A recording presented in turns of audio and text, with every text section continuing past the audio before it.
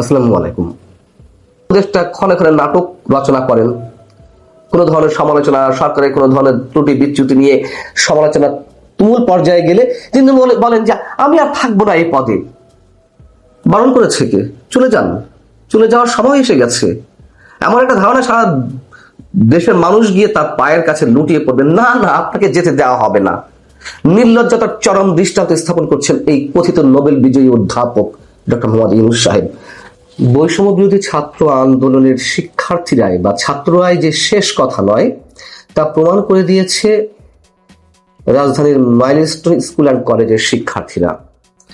বৈষম্য বিরোধী ছাত্র আন্দোলনের ছাত্র নেতারা বা এনসিপির শীর্ষ নেতৃত্ব, তারা যে নিজেদেরকে সর্বা মনে করত এবং তাদের মধ্যে যে একটা অহংবোধ তৈরি হয়েছিল, বাংলাদেশে আর কোনো ছাত্র শক্তি নেই তাদেরকে চ্যালেঞ্জ জানানোর মতন, মাইলস্টোন স্কুল অ্যান্ড কলেজের শিক্ষার্থীরা সেই চ্যালেঞ্জটি জানিয়ে দিল এবং প্রমাণ করল এই বৈষম্য বিরোধী ছাত্র আন্দোলনের ছাত্রদের বাইরেও আরো অনেক ছাত্র শক্তি রয়েছে যারা যে কোনো সময় ফুঁসে উঠতে পারে ন্যায্যতার ভিত্তিতে।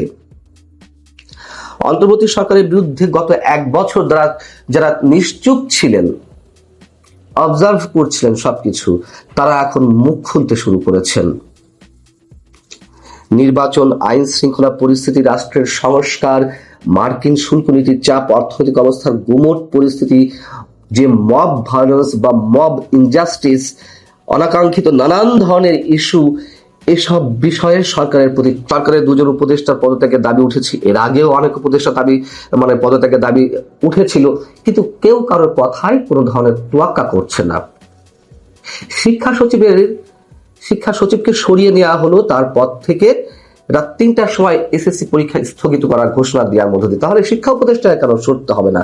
এবং বড় অদ্ভুত যুক্তি এই সব উপদেষ্টাদের, আগেকার রাজনৈতিক সরকারের মন্ত্রীরা যে সব যুক্তি দিয়েছেন, এরাও তাই ডায়লগ দিলেন যে পদ আঁকড়ে ধরে রাখতে পদে আসেননি, তবে নিয়োগকর্তা বললেই তিনি চলে যাবেন। আরে নিয়োগকর্তা বললে তো চলে যেতেই হবে, তখন আর কি উপায়? প্রত্যেকেই এমন কথা বলেন এবং যে দাবিটি উঠেছে সেটা যৌক্তিক দাবি। শিক্ষা সচিবকে যদি প্রত্যাহার করা হয় তাহলে আপনি থাকবেন কোন নৈতিকতার ভিত্তিতে? আর প্রধান প্রকাশ্যে এখন কথাগুলো বলতে হবে। আমরা সামাজিক যোগাযোগ মাধ্যম লক্ষ্য করছি গত 2-3 দিন ধরে। সামাজিক যোগাযোগ মাধ্যমে সাধারণ মানুষের মধ্যে মাইলস্টোন স্কুল অ্যান্ড কলেজের যে দুর্ঘটনা, সেটি নিয়ে যে নাড়া দিয়েছে মানুষের মনে, হৃদয়ে, তার মধ্যে মিনিমাম কোনো নাড়া দিয়েছে? যায়নি তো। আমি শুধু প্রতিটি ঘন্টা গুলি, 3 দিন হয়ে গেল, 72 ঘন্টা হয়ে গেল। এই ভদ্রলোক এই বিমান দুর্ঘটনার, দেশের ইতিহাসে এত বড় দুর্ঘটনায় যারা আহত হয়েছেন তাদেরকে কোথাও দেখতে গেলেন না, ক্ষতিগ্রস্ত এলাকা পরিদর্শনে গেলেন না। এমন রাজাকে আমরা আর কোথাও আর কখনো পেয়েছি দেশে? নিজেকে তিনি প্রাসাদ বন্দী করে রেখেছেন, চূড়ান্ত এক ভয়ের মধ্যে তিনি বসবাস করছেন। ভয় তার চারিদিক আষ্টে পৃষ্ঠে বেঁধে রেখেছে। কোটা সংস্কার আন্দোলনের চূড়ান্ত মুহূর্তে সাবেক প্রধানমন্ত্রী শেখ হাসিনাও তো 30শে জুলাই, 5 আগস্ট যেই সরকারের পতন হলো, সেই সরকারের প্রধানমন্ত্রী শেখ হাসিনা তার 4 দিন আগে 30শে জুলাই তিনি আহতদের দেখতে গিয়েছিলেন হসপিটালে। তার জীবনটা তো ভয়ঙ্কর ঝুঁকির মধ্যে। ইউনূস, তিনি কি এমন রিস্কের মধ্যে আছেন যে তিনি কাউকে দেখতে গেলেন না আজ পর্যন্ত, এখনো পর্যন্ত? জাতীয় নাগরিক পার্টি এনসিপির অন্যতম শীর্ষ নেতা হাসনাত আব্দুল্লাহ মুখ ফসকে একটা সত্য উচ্চারণ করে ফেলেছেন। তিনি স্বাস্থ্য উপদেষ্টাকে উদ্দেশ্য করে কথা বলতে গিয়ে ডক্টর মোহাম্মদ ইউনূসের প্রতি ইঙ্গিত করে বলেছেন যে উনার একমাত্র যোগ্যতা, তিনি গ্রামীণ ব্যাংকে ছিলেন এবং ডক্টর মোহাম্মদ ইউনূসের খুব কাছের মানুষ। এই স্বাস্থ্য উপদেষ্টা লইয়া আমরা কি করিব? দুঃখের বিষয় হচ্ছে উনি নিজে চিকিৎসা করাতে যান সিঙ্গাপুরে। এসব কথা বলে তো থলের বিড়াল বের হয়ে আসবে। এই যে মাইলস্টোন স্কুল অ্যান্ড কলেজের ভয়ঙ্কর দুর্ঘটনা, এই বিষয়ে তার কোনো রোল আপনারা দেখেছেন? অর্থাৎ স্বজনপ্রীতি, ডক্টর মোহাম্মদ ইউনূসের দুর্নীতি, তার উপদেষ্টা পরিষদে যারা রয়েছেন তাদের অধিকাংশের বিরুদ্ধে একের পর এক যে দুর্নীতির অভিযোগ, সরকার পরিচালনা, রাষ্ট্র পরিচালনায় যে চরম ব্যর্থতার পরিচয় আমরা গত 1 বছর ধরে পাচ্ছি।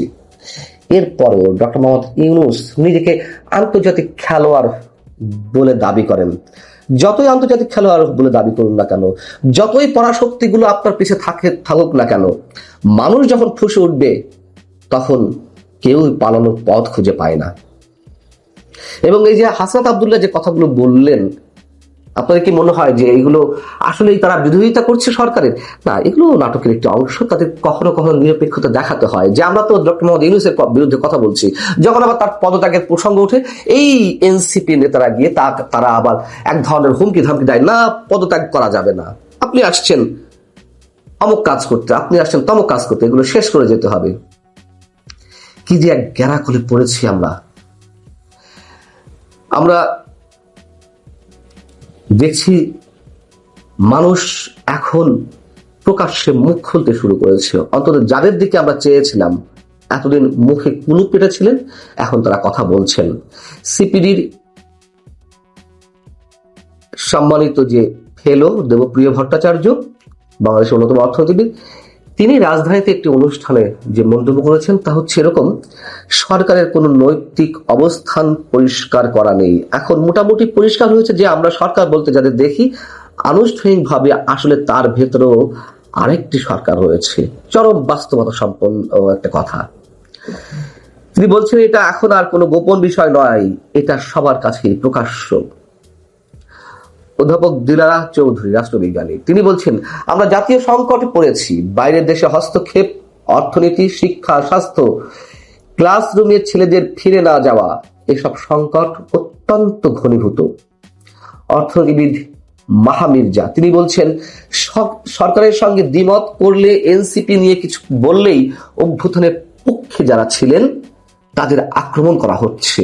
এর প্রতিটি কথাই তো একেবারে স্পষ্ট আমরা দৃশ্যমান দেখছি।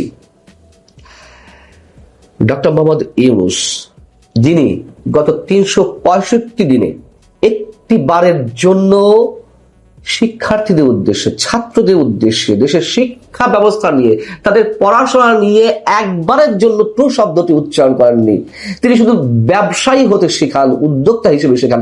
এই ব্যক্তির কাছে আমরা কি আশা করতে পারি?